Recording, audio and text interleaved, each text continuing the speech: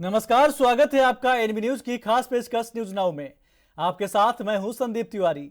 अपने इस खास कार्यक्रम में हम हर उस खबर की बात करते हैं जो आपको जाननी जरूरी है। सभी अहम मसलों का बारीकी से विश्लेषण करते हैं और खबरों के पीछे की सच्चाई आप तक पहुंचाते हैं। तो चलिए बिना किसी देरी के शुरू करते हैं न्यूज नाउ। आप संयोजक अरविंद केजरीवाल के यूपी व बिहार के लोगों के फर्जी वोटर बनने से जुड़े बयान ने दिल्ली की सियासत में उफान ला दिया है। अरविंद केजरीवाल के बयान को लेकर बीजेपी कार्यकर्ताओं ने केजरीवाल के घर के आगे प्रदर्शन किया। बीजेपी ने इसे पूर्वांचल सम्मान मार्च नाम दिया है। इस मार्च को सांसद मनोज तिवारी ने लीड किया। बीजेपी के कार्यकर्ता विरोध प्रदर्शन के दौरान बैनर पोस्टर लेकर आए। रिपोर्ट देखिए। पूर्वांचली पर अरविंद केजरीवाल के बयान को लेकर संग्राम। अरविंद केजरीवाल के बयान को लेकर बीजेपी कार्यकर्ताओं ने केजरीवाल के घर के आगे प्रदर्शन किया। बीजेपी ने इसे पूर्वांचल सम्मान मार्च नाम दिया है। इस मार्च को सांसद मनोज तिवारी ने लीड किया।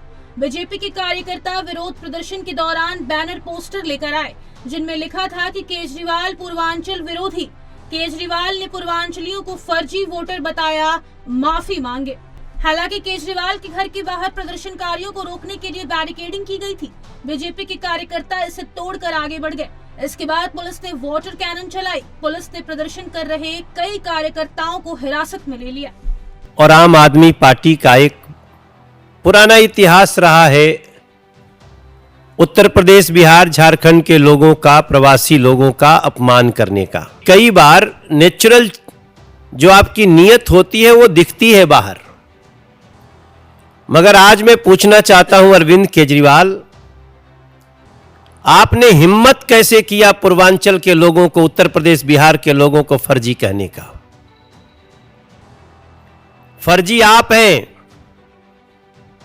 फर्जी आपके वादे हैं अरविंद केजरीवाल, आम आदमी पार्टी। फर्जी आपके होर्डिंग है, फर्जी आपके आचरण है, फर्जी आपकी नीयत है। इलीगल बांग्लादेशी घुसपैठियों और रोहिंग्यास को ला करके फर्जी वोट बनवाते रहे। आज जब लोगों ने शिकायत की तो आपको जलन हो रही है। दिल्ली प्रदेश अध्यक्ष वीरेंद्र सचदेवा ने आप पर बोला हमला। बीजेपी के दिल्ली प्रदेश अध्यक्ष वीरेंद्र सचदेवा ने प्रेस कॉन्फ्रेंस की थी, जिसमें उन्होंने आरोप लगाया था कि सत्ता जाने के भय से अरविंद केजरीवाल अपना मानसिक संतुलन खो बैठे हैं। अपनी सत्ता खोने का बदला केजरीवाल जी आप दिल्ली वालों से ले रहे हैं। अरविंद केजरीवाल समय समय पर पूर्वांचल के भाइयों बहनों का अपमान करते रहे हैं। आज तो उन्होंने हद ही कर दी। उन्होंने हमारे पूर्वांचल के भाइयों बहनों को फर्जी वोटर तक कह डाला। समय समय पर पूर्वांचल के भाई बहनों का अपमान करते रहे हैं। उनके मन में यूपी और बिहार के लोगों के लिए नफरत भरी हुई है। कभी वो बिहार और यूपी वालों को शिक्षा व्यवस्था पर बोझ बताते हैं, कभी कहते हैं कि दिल्ली की स्वास्थ्य सेवाओं पर वो 500 रुपये का टिकट लेकर आते हैं और दिल्ली पर बोझ डाल के चले जाते हैं। और आज तो उन्होंने हद कर दी कि हमारे पूर्वांचल के भाई बहनों को नकली वोटर तक कह दिया। एक सच्चाई है कि आदमी कितनी भी चतुराई कर ले, पर मन का चोर काला सच जुबान पर ले ही आता है। अरविंद केजरीवाल वर्षों से बार बार मौका मिलने पर यूपी और बिहार के पूर्वांचल भाई बहनों का अपमान करते रहे हैं। अरविंद केजरीवाल, मैं तुम्हें बताना चाहता हूं, दिल्ली की अर्थव्यवस्था का एक बहुत बड़ा पहिया जो चल रहा है, उसमें बिहार और यूपी के मेहनतकश लोगों की मेहनत है। ये तुम्हें समझ में नहीं आएगा। ये उनकी मेहनत का परिणाम है कि चाहे वो इंडस्ट्री विभाग हो या दूसरे विभाग हो, सब में कहीं ना कहीं उनकी एक महत्वपूर्ण भूमिका है। और जो आज तुमने अपने, मैं तो कहूंगा जिस तरह की घिनौनी बात कही, अपने मन का काला सच बताया है। केजरीवाल ने बीजेपी पर बोला हमला। जिस तरह सीसीटीवी कैमरे लगाने से अपराधों की रोकथाम में राहत मिले, वैसे ही गार्ड रखने से मिलेगी।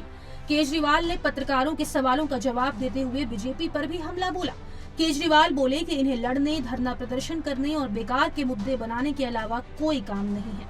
जनता के लिए इन्होंने कभी कुछ नहीं किया, इसीलिए जनता इन्हें चुनाव में वोट नहीं देती। बीजेपी अपने 100 लोगों को वही बैठा दे, बस आरोप वाले बैनर रोज बदल दिया करे। आम आदमी पार्टी ने बीजेपी पर वोट कटवाने का आरोप लगाया है। आपको बता दें कि इससे पहले केजरीवाल निर्वाचन आयोग में बीजेपी की शिकायत करने पहुंचे थे। उन्होंने आरोप लगाया कि नई दिल्ली विधानसभा क्षेत्र में बीजेपी ने बड़ी संख्या में यूपी व बिहार के लोगों को लाकर फर्जी वोट बनवाए हैं। केजरीवाल ने स्थानीय चुनाव अधिकारियों पर मिलीभगत का भी आरोप लगाया है। बीजेपी धरना पार्टी बन गई है। रोज इनके लिए मैं सोच रहा हूँ एक टेंट लगवा देता हूँ बाहर, मेरे घर के बाहर, और परमानेंटली ये भी 100-200 आदमी वहां बिठा दें। रोज बस बैनर बदल लिया करें कि आज इसके लिए धरना कर रहे हैं, आज उसके लिए धरना कर रहे हैं। इनके जैसे झूठे और दोगले लोग नहीं है। कल मैं इलेक्शन कमीशन किस लिए गया था? इलेक्शन कमीशन इसलिए गया था, इलेक्शन कमीशन से ये शिकायत करने कि रोहिंग्या का बहाना बना के पूरी दिल्ली के अंदर भारतीय जनता पार्टी पूर्वांचलियों के और दलितों के वोट कटवा रही है। ये खुद ही जेपी नड्डा साहब ने संसद के अंदर कबूल किया था कि हम पूर्वांचली और दलितों के वोट कटवा रहे हैं। कल उसी की शिकायत करने के लिए मैं गया था कि पूर्वांचलियों के वोट कटवा रहे हैं, और ये मेरे ऊपर उलझुल वो लगा रहे हैं। जितना काम आम आदमी पार्टी ने, जितने एमएलए पूर्वांचल समाज से बनाए, आप देख लो जितनी टिकटें हम देते हैं और जितनी टिकटें ये देते हैं। पूर्वांचल से जितने लोग आते हैं वो कच्ची कॉलोनियों में रहते हैं। कच्ची कॉलोनियों के अंदर 2014 के पहले जीना मुश्किल था, नरक की जिंदगी थी, कीचड़ ही कीचड़ रहता था, कोई विकास नहीं था। सुप्रीम कोर्ट और केंद्र सरकार के ऑर्डर्स के मुताबिक वहां विकास नहीं हो सकता था। कच्ची कॉलोनियों में 90% से ज्यादा लोग पूर्वांचली रहते हैं। मैं भारतीय जनता पार्टी से पूछना चाहता हूं, 10 साल के अंदर आपने कच्ची कॉलोनियों के लिए क्या किया? एक भी सड़क बनवाई इन्होंने, एक भी गली बनवाई इन्होंने पूर्वांचल समाज के लिए, एक भी विकास का काम किया इन्होंने पूरी दिल्ली में? कच्ची, तो हमारे पास इतना पैसा था, इतनी पावर थी, कर देते। दिल्ली की सारी कच्ची कॉलोनियों में सड़कें बनवाई, गलियां बनवाई, सीसीटीवी कैमरे लगवाए, नालियां बनवाई, सीवर के कनेक्शन दिए, पानी की पाइपलाइन डलवाई, अस्पताल बनवाए, मोहल्ला क्लिनिक बनवाए, स्कूल बनवाए, उनको इज्जत और सम्मान की जिंदगी दी है मैंने। आज जिन कच्ची कॉलोनी में 3,000 रुपए गज का रेट था 2015 में, आज वहां 1 लाख रुपए का ऊपर का गज का रेट है, और लोगों को सम्मान की जिंदगी मिली है। भारतीय जनता पार्टी ने क्या किया? केवल धरने प्रदर्शन करते हैं ये लोग, गंदी राजनीति करते हैं ये लोग, काम नहीं करते, काम इनसे कुछ नहीं होते। बीजेपी ने बताया पूर्वांचल विरोधी मानसिकता। वहीं केजरीवाल के इस बयान पर सख्त ऐतराज जताते हुए बीजेपी ने इसे उनकी पूर्वांचल विरोधी मानसिकता करार दिया है। बीजेपी ने चेतावनी दी है कि विधानसभा चुनाव में पूर्वांचल के लोग इसका करारा जवाब केजरीवाल को देंगे। आम आदमी पार्टी के विधायक सौरभ भारद्वाज ने जवाब देते हुए कहा कि मैं दिल्ली के पूर्वांचली नेताओं से पूछना चाहता हूं कि जब जेपी नड्डा ने पूर्वांचलियों को घुसपैठिया कहा था, तब मनोज तिवारी कहां थे? पूर्वांचल मोर्चा कहां था? जब मेरे क्षेत्र में छठ घाट तोड़ा गया, तब मनोज तिवारी कहां थे? मैं दिल्ली के पूर्वांचल के नेताओं से पूछना चाहता हूं, जब पार्लियामेंट में जेपी नड्डा जी ने पूर्वांचलियों को घुसपैठिया बता दिया था, तब मनोज तिवारी कहाँ छिपे बैठे थे? इनका पूर्वांचल मोर्चा कहाँ गायब हो गया था? जब महाराष्ट्र के अंदर इनकी सरकार द्वारा, सरकार के दौरान, और गुजरात में जहाँ इनकी सरकार है वहाँ पे पूर्वांचल के भाइयों को पीट पीट के भगाया जा रहा था, तब ये पूर्वांचल मोर्चा कहाँ गया था? ये मनोज तिवारी कहाँ गायब हो गए थे? जब 2 महीने पहले हमारी विधानसभा में गरीब पूर्वांचलियों को भारतीय जनता पार्टी ने और उनकी डीडीए ने छठ नहीं मनाने दी, तब ये मनोज तिवारी कहाँ गए थे? जब 1-2 वर्ष पहले हमारी विधानसभा के अंदर छठ घाट को तोड़ा गया, तो ये मनोज तिवारी कहाँ गए थे? कहाँ गायब हो गए थे?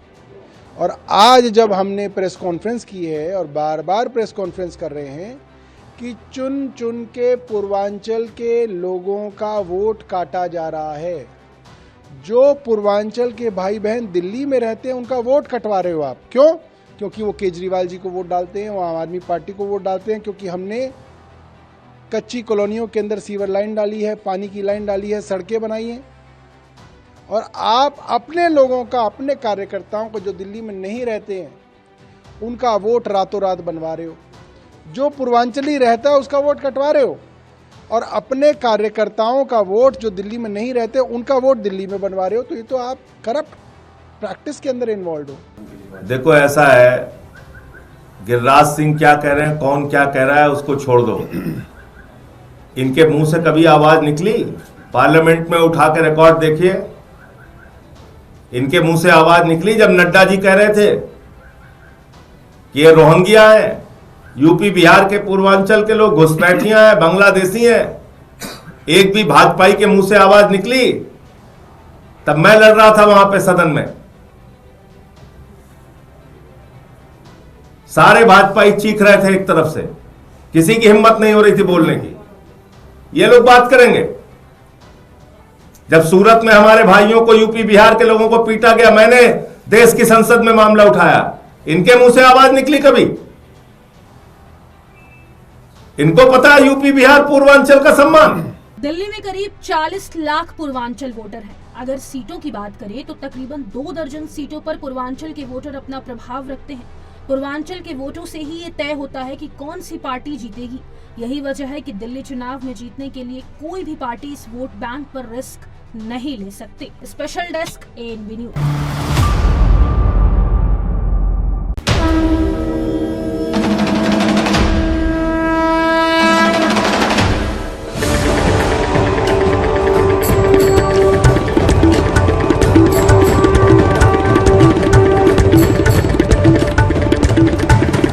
तीर्थराज और त्रिवेणी संगम स्थान प्रयाग में महाकुंभ की जल्द ही शुरुआत होने वाली है।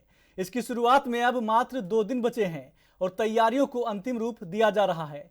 वहीं कड़ाके की ठंड में देश और दुनिया के अलग अलग कोने से साधु संतों और महात्माओं का जमावड़ा प्रयागराज में लग रहा है। उत्तर प्रदेश की सरकार और प्रयागराज जिला प्रशासन इस महाकुंभ को बहुत ही भव्य और दिव्य रूप देने के लिए तैयारियों में जुटा हुआ है। रिपोर्ट देखिए। सीएम योगी ने विशेष इलेक्ट्रिक शटल बसों को हरी झंडी दिखाकर किया रवाना। सीएम योगी के प्रयागराज दौरे का दूसरा दिन है। वहीं मुख्यमंत्री योगी आदित्यनाथ ने महाकुंभ के लिए रेडियो चैनल शुरू किया है। साथ ही कमला बहुगुना की प्रतिमा का अनावरण किया। आज प्रयागराज महाकुंभ में 11वां अखाड़ा प्रवेश करेगा। कीटगंज से भव्य शोभा यात्रा के जरिए महाकुंभ छावनी में प्रवेश करेगा। स्वतंत्र सिंह जी,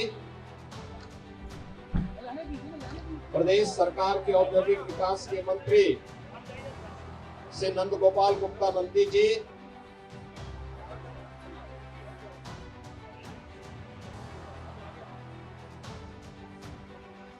परिवहन मंत्री श्री दयाशंकर सिंह जी, माननीय सांसद श्री प्रवीण पटेल जी, विधान परिषद सदस्य सुरेंद्र चौधरी जी, माननीय विधायक हर्षवर्धन वाजपेयी जी, माननीय विधायक दीपक पटेल जी, माननीय विधायक श्रीमती पूजा पाल जी, सभी माननीय जनप्रतिनिधिगण, परिवहन विभाग के प्रमुख सचिव समेत परिवहन विभाग के सभी अधिकारीगण और सभी उपस्थित बहनों और भाइयों, परिवहन मंत्री जी के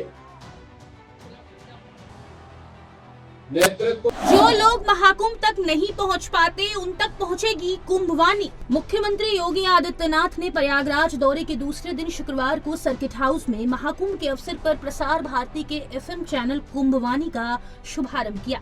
इस अवसर पर उन्होंने FM चैनल के सफल होने की आकांक्षा व्यक्त करते हुए कहा कि पूरा विश्वास है कि यह एफएम चैनल न सिर्फ लोकप्रियता की नई ऊंचाई हासिल करेगा, बल्कि महाकुंभ को दूर दराज के उन गांव तक भी ले जाएगा जहां लोग चाहकर भी यहां नहीं पहुंच पाते हैं। उन लोगों तक इन सुविधाओं के माध्यम से हम महाकुंभ की हर जानकारी पहुंचाएंगे। सीएम योगी ने कहा कि दूर दराज में रहने वालों के लिए इस तरह का सजीव प्रसारण कर पाएंगे तो उनको भी सनातन गौरव के इस महासमागम को जानने, सुनने और आने वाली पीढ़ी को बताने का अवसर प्राप्त होगा। सीएम ने कुंभवाणी चैनल शुरू करने के लिए प्रधानमंत्री मोदी और सूचना प्रसारण मंत्रालय व प्रसार भारती को भी धन्यवाद दिया। प्रसार भारती के द्वारा महाकुंभ प्रयागराज के अवसर पर शुभारंभ हो रहे कुंभवाणी के आज के समारोह में उत्तर प्रदेश सरकार में मंत्रिमंडल के मेरे सहयोगी उप मुख्यमंत्री श्री ब्रजेश पाठक जी, मंत्रिमंडल के मेरे सभी सहयोगीगण स्वतंत्र देव सिंह जी, नंद गोपाल गुप्ता नंदी जी, ओम प्रकाश राजभर जी, माननीय विधायक श्री हर्षवर्धन वाजपेयी जी, माननीय विधायक दीपक पटेल जी, प्रसार भारती बोर्ड के अध्यक्ष श्री नवनीत सहगल जी, मुख्य सचिव उत्तर प्रदेश शासन श्री मनोज कुमार सिंह जी, सीईओ प्रसार भारती श्री गौरव द्विवेदी जी, महामंडलेश्वर सतवा बाबा जगत गुरु श्री संतोष दास जी महाराज, प्रसार भारती से जुड़े हुए सभी अन्य अधिकारीगण और उपस्थित बहनों और भाइयों, मैं सबसे पहले प्रयागराज की इस धरती पर उत्तर प्रदेश सरकार की ओर से आप सबका मैं स्वागत करता हूं। मैं आभारी हूं आदरणीय प्रधानमंत्री जी का, केंद्रीय सूचना प्रसारण मंत्री और आज वर्चुअली हमारे साथ जुड़े राज्य मंत्री शैल मुर्मुन जी का, जिन्होंने कुंभ के इस आध्यात्मिक और धार्मिक महत्व को समझते हुए महाकुंभ के जिससे कुंभवाणी का शुभारंभ करने के लिए प्रसार भारती की पूरी टीम आज यहाँ आई है। वास्तव में लोक परंपरा, लोक संस्कृति को आम जन तक पहुंचाने के लिए हमारे पास जो सबसे पहले कोई एक माध्यम था वह था आकाशवाणी का। मुझे याद है हम लोग बचपन में आकाशवाणी लोगों में सच्ची श्रद्धा का भाव जगाने में महत्वपूर्ण होगी भूमिका। सीएम योगी ने कहा कि दुनिया के बहुत सारे लोगों का यहाँ पर आगमन शुरू हो चुका है। वो आस्था की डुबकी लगाकर आध्यात्म की गहराइयों को समझने का प्रयास करना चाहते हैं। यह अद्भुत क्षण है और इस अद्भुत क्षण को प्रसार भारती ने कुंभवाणी के रूप में प्रस्तुत करने का प्रयास किया है। पूरे दिन भर के कुंभ के कार्यक्रमों को न सिर्फ आंखों देखा हाल के माध्यम से बल्कि महाकुंभ के आयोजन के साथ जुड़े हुए हमारे धार्मिक उद्दरणों को भी दूरदराज के गांव में प्रसारित करने का काम कुंभवाणी करेगा। मुख्यमंत्री योगी आदित्यनाथ ने संगम नगरी में महाकुंभ मेला 2025 की तैयारियों का जायजा लेने के लिए देर रात मेला क्षेत्र का दौरा किया। आस्था का महापर्व कहे जाने वाले महाकुंभ 13 जनवरी से शुरू होकर 26 फरवरी तक चलेगा। आपको बता दें कि सिर्फ देश से ही नहीं बल्कि विदेशों से भी भक्तगणों का आना इस महाकुंभ में शुरू हो गया है। Special desk ANB news. देश भर में कड़ाके की ठंड के बीच बीते दिन नॉर्थ ईस्ट में पश्चिमी विक्षोभ के कारण अरुणाचल प्रदेश में अलग अलग जगहों पर भारी से बहुत भारी बारिश दर्ज की गई, जबकि असम में भारी बारिश हुई है। आज से कई राज्यों में बारिश शुरू होने का अनुमान है जो 12 जनवरी तक जारी रहेगा। रिपोर्ट देखिए।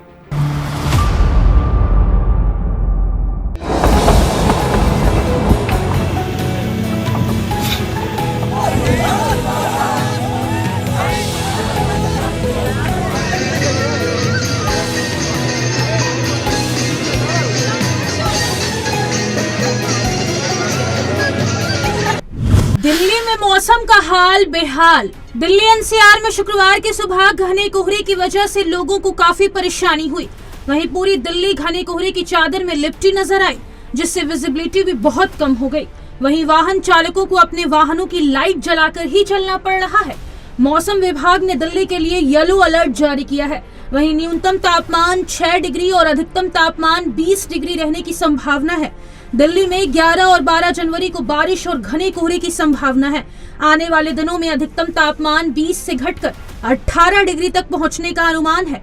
हालांकि गुरुवार की सुबह बहुत अधिक ठंड रही और न्यूनतम तापमान 4.8 डिग्री सेल्सियस दर्ज किया गया, जबकि बुधवार को यह 7.4 डिग्री सेल्सियस था। प्रतिकूल मौसम परिस्थितियों के कारण दिल्ली एनसीआर राष्ट्रीय राजधानी क्षेत्र में वायु प्रदूषण के स्तर में तेज वृद्धि से वायु गुणवत्ता पर केंद्र के पैनल ने चरणबद्ध प्रतिक्रिया कार्य योजना जीआरपी के तीसरे चरण के तहत प्रतिबंधों को फिर से लागू कर दिया। If you see the weather currently, a western disturbance has just passed over North India. Associated with it, there was some rainfall activity over entire North India, but following that, temperatures initially did not drop, but they have now had a sharp drop in the last 48 hours. So if you see the upcoming weather scenario, a fresh western disturbance is already arriving over North India it is currently over eastern parts of Iran, and today and tomorrow it is likely to move eastwards and affect India, North India specifically, during the next 24 to 48 hours. Associated with this, we are likely to see some hailstorm activity, thunderstorms mainly, but some hailstorm activity mainly over West Rajasthan today and tomorrow over the entire northwest India, including Jammu and Kashmir, Himachal Pradesh, Uttarakhand, West Uttar Pradesh, Northwest Madhya Pradesh, North Rajasthan, Punjab and Haryana.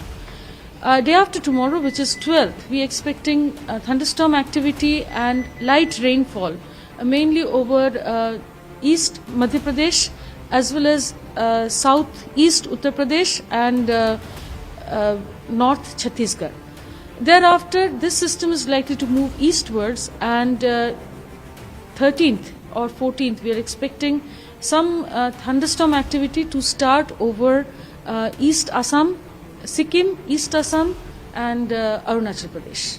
राजधानी का AQI बहुत खराब। देश की राजधानी दिल्ली में वायु प्रदूषण के स्तर में वृद्धि दर्ज की गई है और धीमी हवाओं और कोहरे के कारण शाम 4 बजे तक 24 घंटे का औसत वायु गुणवत्ता सूचकांक AQI 357 पर पहुंच गया, जो बुधवार को 297 था। वहीं दिल्ली एनसीआर में वायु प्रदूषण के स्तर में कमी लाने की रणनीति बनाने के लिए जिम्मेदार वायु गुणवत्ता प्रबंधन आयोग CAQM ने क्षेत्र के अधिकारियों को स्थिति को और खराब होने से रोकने के लिए जीआरपी के तीसरे चरण के तहत निर्धारित प्रदूषण रोधी उपायों को तुरंत लागू करने के निर्देश दिए हैं। 0 से 50 के बीच AQI को अच्छा, 51 से 100 के बीच संतोषजनक, 101 से 200 के बीच मध्यम, 201 से 300 के बीच खराब, 301 से 400 के बीच बेहद खराब और 401 से 500 के बीच AQI को गंभीर माना जाता है। घने कोहरे की चपेट में उत्तर भारत, पहाड़ी इलाकों और उत्तर भारत में कड़ाके की ठंड पड़ रही है। वहीं मौसम विभाग ने सोमवार और मंगलवार को कश्मीर समेत जम्मू संभाग के उच्च पर्वतीय क्षेत्रों में अच्छी खासी बर्फबारी की पूरी संभावना जताई है। मौसम विभाग ने 6 जनवरी को हिमाचल प्रदेश के ऊंचे क्षेत्रों में हिमपात और निचले क्षेत्रों में वर्षा का ऑरेंज अलर्ट जारी किया है। बात करें हरियाणा पंजाब की, तो हरियाणा की सिरसा, हिसार, फतेहाबाद, भिवानी, जींद, अंबाला और करनाल जिलों में कोल्ड डे का अलर्ट जारी किया गया है। वहीं पंजाब के बठिंडा, बरनाला, मुक्तसर, मोगा और चंडीगढ़ सहित कई जिलों में घना कोहरा और शीतलहर का अलर्ट जारी किया गया। सोमा सेन रॉय ने कहा कि मध्य प्रदेश के पूर्वी हिस्से, उत्तर प्रदेश के दक्षिण पूर्वी क्षेत्रों और उत्तर छत्तीसगढ़ में हल्की बारिश और तूफान की संभावना है। इस पश्चिमी विक्षोभ के कारण उत्तर भारत में न्यूनतम तापमान अगले 2 से 3 दिनों में बढ़ने की संभावना है। धुंध बहुत है, यहाँ से सब्जी मंडी जा रहा हूँ, जाना बहुत मुश्किल हो रहा है।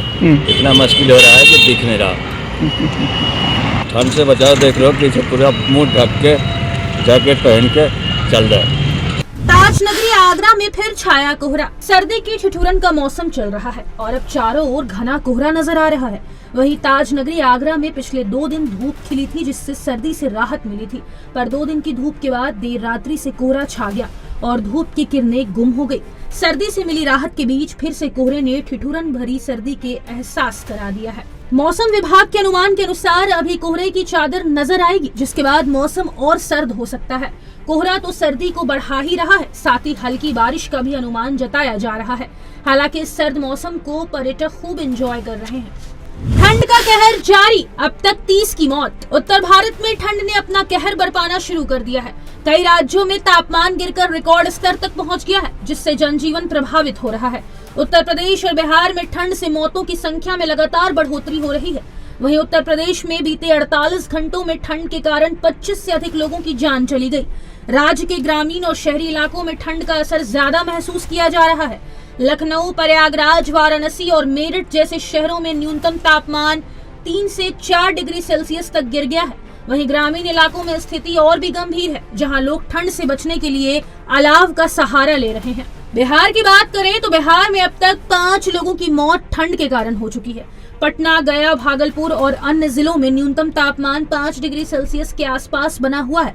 वहीं राज्य सरकार ने राहत शिविर लगाने और जरूरतमंदों को कंबल वितरित करने की प्रक्रिया शुरू कर दी है। विशेषज्ञों का कहना है कि ठंड के प्रकोप से बचने के लिए जरूरी है कि लोग पर्याप्त ऊनी कपड़े पहने और शरीर को पूरी तरह ढक कर रखें। ठंड में ज्यादा देर तक बाहर न रहें और गर्म पेय पदार्थों का सेवन करें। बुजुर्गों और बच्चों का खास ध्यान रखना आवश्यक है, क्योंकि उनकी रोग प्रतिरोधक क्षमता कमजोर होती है। ठंड बहुत ज्यादा हो रही है। मैं ऑटो चलाता हूँ,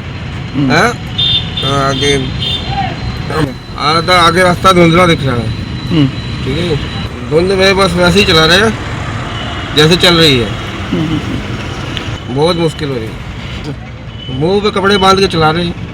ठंड से बचने के लिए प्रमुख सावधानियां। पहला, गर्म कपड़े जैसे जैकेट, स्वेटर, मफलर और दस्ताने पहने। दूसरा, अलाव या हीटर का उपयोग करें, लेकिन वेंटिलेशन का ध्यान रखें। तीसरा, ठंडी हवाओं से बचने के लिए सिर और कान ढक कर रखें। चौथा, गर्म पानी पिएं और नियमित अंतराल पर हल्के गर्म भोजन का सेवन करें। पांचवा, जरूरतमंदों की सहायता करें, जैसे कंबल वितरण या अलाव जलाना। मैं यहाँ पे हमारे शहर करने आया हूँ। बहुत ज्यादा ठंड है, काफी ठंड पड़ी है। दूर इधर लोग कड़ाके ठंड में धूप सेक रहे, आग जला के सेक रहे हैं। बाकी क्या होगा, बाकी तो आप लोग बहुत खास आगे कुछ नजर नहीं आ रहा है। आमने सामने कुछ बंदे भी नजर नहीं आ रहे हैं। गाड़ी स्लो चल रही है और ठंड बहुत लग रही है बस। मकर संक्रांति तक प्राइवेट और सरकारी स्कूलों में छुट्टी घोषित। नए साल की शुरुआत के साथ ही उत्तर भारत में शीतलहर का प्रकोप तेज हो गया है। उत्तर प्रदेश के कई जिलों में तापमान में भारी गिरावट देखी जा रही है, जिससे जनजीवन बुरी तरह प्रभावित हो रहा है। ठंड के इस भीषण दौर को देखते हुए प्रशासन ने राज्य के स्कूलों में 14 जनवरी तक शीतकालीन अवकाश घोषित कर दिया है। उत्तर प्रदेश के बेसिक शिक्षा अधिकारी ने घोषणा की है कि राज्य के सभी बोर्डों के अंतर्गत आने वाले कक्षा 1 से 8 तक के स्कूल 14 जनवरी 2025 तक बंद रहेंगे। यह निर्णय हाल ही में परिषदीय विद्यालयों में संपन्न हुई अर्धवार्षिक परीक्षाओं के बाद लिया गया। प्रशासन का यह कदम बच्चों की सुरक्षा और स्वास्थ्य को ध्यान में रखते हुए उठाया गया है। अगले 2 दिन कैसा रहेगा मौसम? पहला, 11 जनवरी 3 राज्यों में शीतलहर का अलर्ट। हरियाणा, चंडीगढ़, दिल्ली, असम, मेघालय, नागालैंड, मणिपुर, मिजोरम, त्रिपुरा, बिहार, उत्तर प्रदेश, हिमाचल प्रदेश के कुछ हिस्सों में कोहरे का अलर्ट। राजस्थान के कुछ स्थानों पर तूफान का अलर्ट। जम्मू कश्मीर, लद्दाख और उत्तर प्रदेश के कुछ हिस्सों में शीतलहर का अलर्ट। 12 जनवरी को तमिलनाडु में बारिश का अलर्ट। राजस्थान, एमपी, उत्तर प्रदेश और बिहार में घना कोहरा छाया रहेगा। तमिलनाडु और पुडुचेरी में भारी बारिश का अलर्ट। उत्तर भारत के कुछ राज्यों में बारिश भी हो सकती है। प्रशासन ने शीतलहर के प्रभाव को कम करने के लिए कई कदम उठाए हैं। सार्वजनिक स्थलों पर अलाव जलाने की व्यवस्था की गई है। स्वास्थ्य विभाग को सतर्क रहने और ठंड से संबंधित बीमारियों के इलाज के लिए तैयार रहने के निर्देश दिए गए हैं। मौसम विभाग ने आने वाले दिनों में ठंड और बढ़ने की संभावना जताई है। वहीं शीतलहर के चलते तापमान में और गिरावट होने की आशंका है। प्रशासन ने इस स्थिति से निपटने के लिए राज्य के सभी जिलों में अलर्ट जारी कर दिया है और नागरिकों से विशेष सतर्कता बरतने की अपील की है। Special desk ANB news now में मेरे साथ बस इतना ही। आप देखते रहिए ANB न्यूज। नमस्कार।